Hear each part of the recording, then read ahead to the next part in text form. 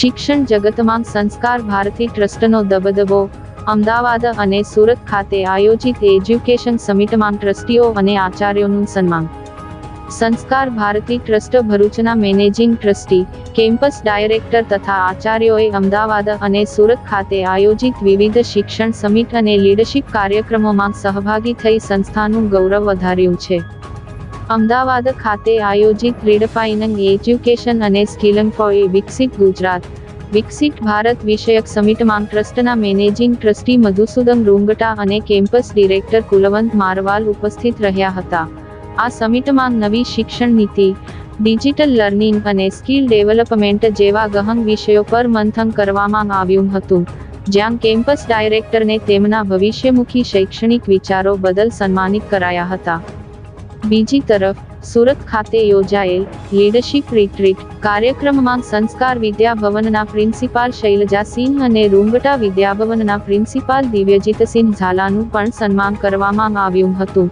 આ ઉપરાંત future ready digital school વિષયક સત્રમાં શૈલજાસિંહ અને એકેડેમિક કોઓર્ડિનેટર રાધિકા પંડ્યાએ સક્રિય ભાગ લીધો હતો.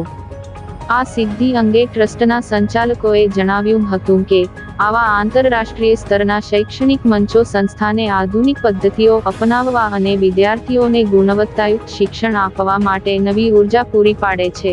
આ સન્માન સંસ્કાર ભારતી ટ્રસ્ટની શૈક્ષણિક ગુણવત્તા અને નેતૃત્વ પ્રત્યેની પ્રતિબદ્ધતાને ઉજાગર કરે છે.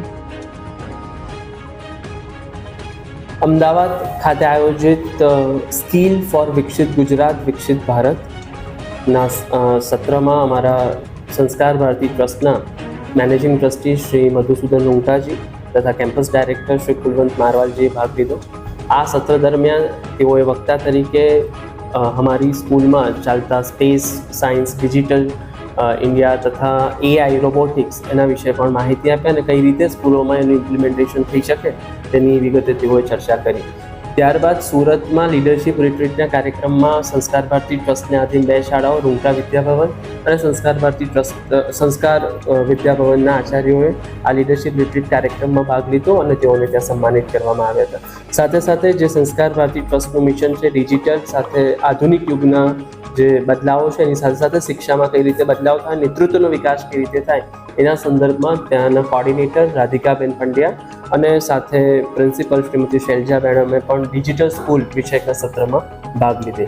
આ 3 સત્ર એ શાળાની ટ્રસ્ટની પ્રતિબદ્ધતા બતાવે છે નેતૃત્વમાં, શિક્ષણની ગુણવત્તામાં અને ખાસ કરીને વ્યવસાયિક વિકાસ માટે.